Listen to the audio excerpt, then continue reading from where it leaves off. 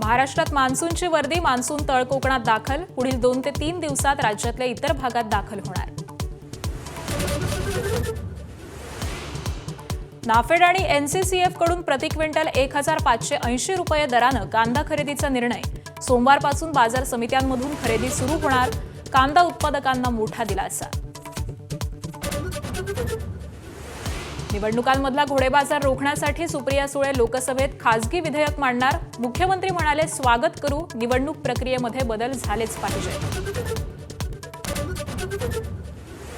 मतपत्रिकांवर निवडणुका होत नाहीत तोपर्यंत सर्वांनी निवडणुकांवर बहिष्कार टाकावा. संजय राऊतांचा सल्ला. राज ठाकरेंसोबत केली चर्चा, आता उद्धव ठाकरेंचीही चर्चा करणार. मवियातल्या सर्व घटकांशी चर्चा करूनच पुण्यात माघारीचा निर्णय. काँग्रेस ठाकरे गटाच्या आरोपांवर सुप्रिया सुळेंचं प्रत्युत्तर. माघारीच्या बैठकीसाठी काँग्रेसचे ज्येष्ठ नेतेही होते, सुळेंचा दावा.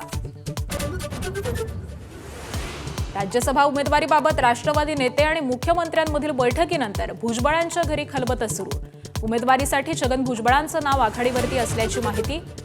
मंत्रिपद समीर भुजबळांना देणार का, याकडे लक्ष. मुंबईत नालेसफाई न झाल्यामुळे मनसे आक्रमक. बोटीतून नाल्यात उतरून मनसेचं आंदोलन.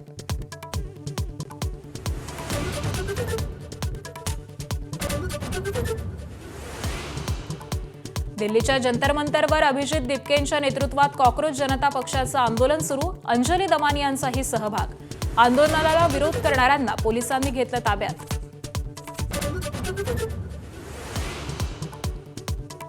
इंग्लंड, आयर्लंड आणि आशियाई स्पर्धेसाठी टीम इंडियाच्या संघाची घोषणा. श्रेयस अय्यरकडे संघाचं नेतृत्व. तिलक वर्मा उपकर्णधारपदी तर तडाखेबंद सलामीवीर वैभव सूर्यवंशीचाही संघात समावेश.